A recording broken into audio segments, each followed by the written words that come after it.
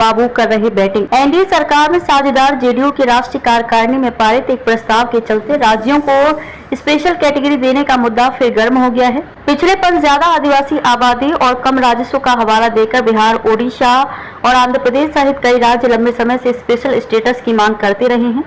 14वां finance commission काफी पहले ये सलाह दे चुका है कि इस कैटेगरी में अब किसी राज्य को ना जोड़ा जाए और पिछले कार्यकाल तक मोदी सरकार भी इसी का हवाला देकर मांग ठुकरा रही थी, लेकिन अब वह जेडीयू और आंध्र की टीडीपी के समर्थन पर टिकी है। लिहाजा स्पेशल स्टेटस का मुद्दा ट्रिकी हो गया है, क्योंकि इसी मुद्दे पर आंध्र के मौजूदा सीएम चंद्रबाबू नायडू 2018 में एनडीए से अलग हो गए थे। क्या है स्पेशल कैटेगरी?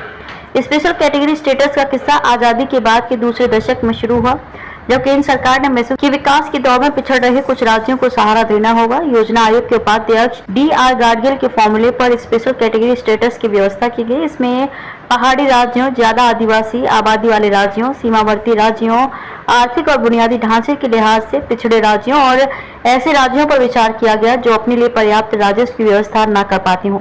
शुरू में जम्मू कश्मीर, असम और नागालैंड को दर्जा मिला। अभी उत्तराखंड, अरुणाचल, हिमाचल, सिक्किम, मणिपुर, मेघालय, मिजोरम और त्रिपुरा सहित 11 राज्य इस लिस्ट में हैं।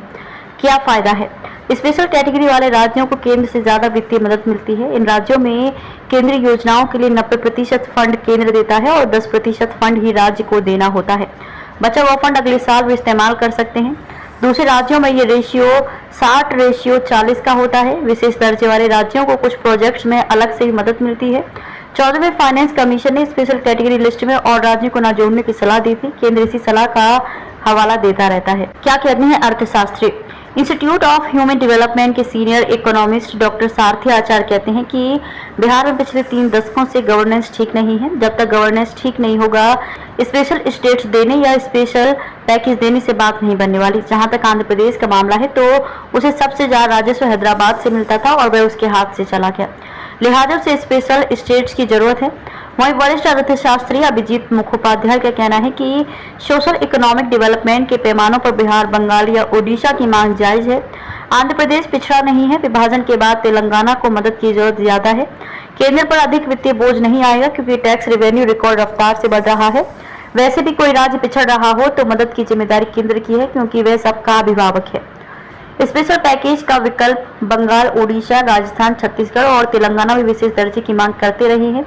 अब गठबंधन के दबाव को देखते हुए मोदी सरकार स्पेशल पैकेज के जरिए बीच का रास्ता निकाल सकती है, क्योंकि जेडीयू ने अपने प्रस्ताव में स्पेशल स्टेट्स या स्पेशल पैकेज की बात कर इसका संकेत दे दिया है। टीडीपी भी स्पेशल स्टेट्स के बजाय स्पेशल पैकेज पर फोकस कर रही है, क्योंकि चुनावी वादे पूरे करने के लिए उसे जल्द बड़ी रकम की जरूरत है।